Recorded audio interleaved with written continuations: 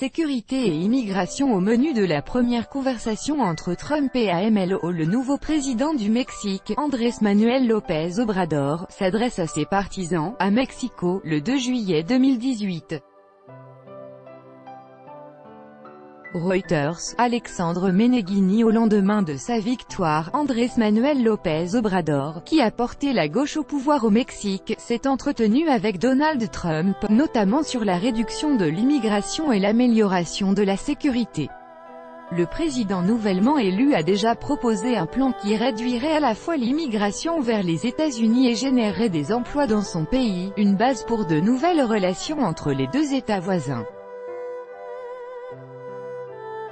Donald Trump a eu la délicate attention de ne pas mentionner le thème, autrement dit le mur de séparation entre leurs deux pays, a précisé le président nouvellement élu du Mexique, Andrés Manuel López Obrador, surnommé AMLO, à la suite de sa conversation téléphonique avec son homologue américain Donald Trump. Cette première prise de contact entre le nouveau leader de gauche du Mexique et Donald Trump avait pour objectif, avant tout, de poser les bases d'une nouvelle relation, d'amitié et de coopération, a précisé AMLO. Le président américain a souvent accusé le Mexique par le passé de ne rien faire pour empêcher l'immigration clandestine vers les États-Unis.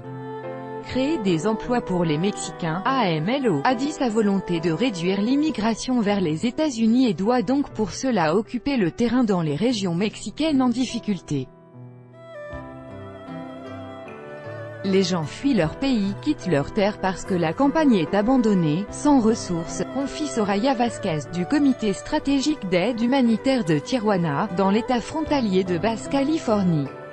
Il y a de la violence, c'est le narcotrafic qui gouverne ces endroits-là et c'est le cas dans de nombreux États du pays. Le président élu propose d'investir l'argent public volé par la corruption dans les politiques sociales, pour créer des emplois pour les Mexicains dans leur pays.